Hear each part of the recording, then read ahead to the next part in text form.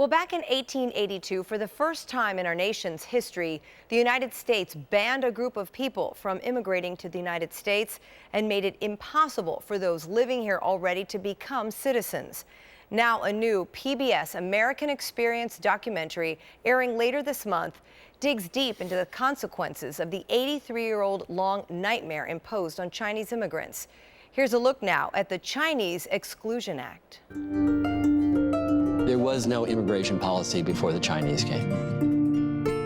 So if you asked an American citizen, hey, when was it determined that if you're born here, you're an American? They would have just said, what do you mean? That's the oxygen we breathe. That must have been part of the Constitution. No. In 1898, it was decided that all persons born in the United States are United States citizens, no matter what.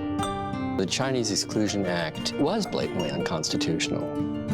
It reflects how America saw itself at one time and how it continues to see itself. Some of it has to do with the fact that we excluded Chinese for 60 years. This history really is the beginning of where we are today. The issues we're asking: who can come and who cannot come? Who can be American? South Florida PBS is holding a free screening of the Chinese Exclusion Act with a live panel discussion at Broward College next week. Here to discuss the film and the impact of this act are panelists Edward Cornejo, Assistant Professor of History and Humanities at Broward College, and Kari Hebert, Professor of Political Science at Broward College. Thanks to both of you for being here. Thank you for having us. All right, so Edward, I want to start with you. I think this is something that people may have forgotten when they studied U.S. history. It might have just been a little blip in their history book. So walk us through this one more time and tell us what sort of impact this had on our country.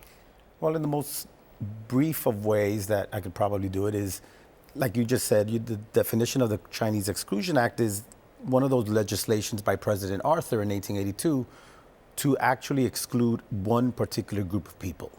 And many people blame it on labor or lack thereof. Many people blame it on excess of labor, but there's a lot of things, like all things in history, that make it a very complicated issue.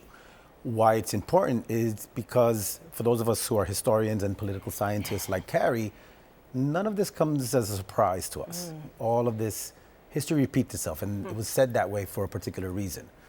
Yeah. So, Kari, let's talk about that a little more, because I think when people first hear about this Chinese Exclusion Act, in modern times, in today's time, people may automatically think of President Trump's so-called Muslim ban. So walk us through that, because you were saying, yeah, there's some similarities, but it's not the same thing.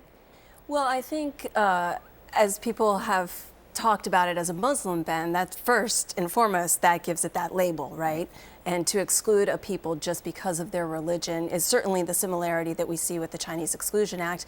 This is an act that excluded a group of people just based on their race alone. Similarly, this Muslim ban is excluding a people based on their religion alone. However, I think if you dig deeper into the actual legislation, you'll find a lot of differences. The Exclusion Act principally started as a labor control act out of which is most immigration policy typically, dealing with labor shortages, labor as far as the Chinese competing with white workers. Then these labor, the labor contests got more heated. And so creating that act to prohibit Chinese from competing with the white workers is really how the act came about. And then it turned into a more racial issue. The Muslim ban, as they call it, this is more something that is, as I've seen it, it's coming out of a national security concern. Obviously, the time has changed. The countries that are targeted with the particular act from the executive order of Trump are countries that have expressed animosity, expressed hostility toward the United States as a country. And as far as the federal government is concerned, these countries are therefore it's the federal governments are definitely within their rights to exclude these people. To target them because of their religion is a whole separate issue, I think. So some similarities for sure, and we want to make sure that it's not a race-based policy, but we also want to keep it in context with the day today that we know with our war on terrorism. Right, and also looking at thinking that it could be an unconstitutional thing, et cetera. Exactly. Edward, let's dive into why we've had it, because you just said we're not surprised. As historians and as political scientists, we're not surprised. History repeats itself. We've seen this sort of thing before. What other types of bans have we seen before? Because you and I talked earlier about bans related to health issues, the plague being one of them, Absolutely. right? Well, one of the things that made the Chinese Exclusion Act so acceptable and justifiable is the fact that plague was starting to become a pandemic during the end of the 19th century. And when in 1855 plague was first found in Hong Kong and the Chinese were coming over on a ship, I think it was called the HMS Chile, landed in Peru, brought plague to the Americas for the first time in the third pandemic, then brought it up to Guayaquil, Ecuador, to Panama City. 1882, I think it was, no, 1865, it was Hawaii. Once it hits Hawaii, it's America.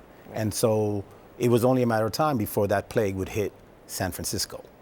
And I think that fear, because let's face it, nothing causes more fear than listening to a case of bubonic plague. Sure. We know what it's done in history. We know what it's capable of. And once that happened, I think that helped feed into the anger against the anti-Chinese labor movement. It led into a whole mess of senators and congressmen trying to put together reasons to just ban the Chinese from coming in. This at a time when America was also attempting to define itself culturally. Who were we? Are we Christian? Are we white? Are we Anglo-Saxon? Are we Protestant? And how do we fit a population that doesn't assimilate into our own values, our own customs, do things differently, et cetera? And so these things just kind of kept coming up and adding up. And before you know it, we have people like James Miller, I think it was, that proposed the Chinese Exclusion Act in 1882. Chester Arthur, our president at the time, he vetoed it the first time, but then gave in to pressure. And before you know it, we're excluding people. Then come the 1910s, 1920s, the Irish are excluded because of typhoid. The Italians are excluded because of tuberculosis, as are the Eastern Jews and the Russians. And so when you study the history of medicine like I do, none of this comes as surprising because it's just the fears that are compounded into something of a monster. And all you need is that one senator, that one congressman to kind of say, okay, well, we need to put a stop to this. And on top of that, let's throw in the economics. Because these people are now competing for our labor at much cheaper rates. Yeah. I mean, hello, it just... Yeah, and I just to tag on to that, I think it's important too, as he was talking about our country trying to define itself culturally. At the same time, I think we were trying to define ourselves politically as well. Our political institutions were still fairly nascent and at that time, and a lot of the debates, if you look at a lot of the debates around this Exclusionary Act, they basically degenerated into kind of this central question of who was the Declaration really written for? Yes. Was it written for everyone? Or was it written for the white man, the white European? And of course, James Miller, as a Republican from California, again, this crossed party lines, which is also really interesting. There wasn't a party kind of a thing going on. Sure. It was a Western states issue, and then the Democrat from Massachusetts was completely against it. And so just the vitriol, if you read some of the transcripts from the Senate floor, the overt white supremacy, racist attitudes, and to justify it with the Declaration and the Constitution is just fascinating. Thank you guys so much. Really appreciate it. It's certainly worth watching. The Chinese Exclusion Act. It premieres right here on South Florida PBS later this month. You can watch it on WPBT Tuesday, May 29th at 8 p.m. and WXEL Thursday, May 31st. If you can't wait for the premiere, you can join today's guests at an early screening next week at the Performing Cultural Arts Center at Broward College's South Campus, Thursday, May 24th at 6:30 p.m., followed by a live panel discussion. For more info and to register, go to our Facebook page @YourSouthFL.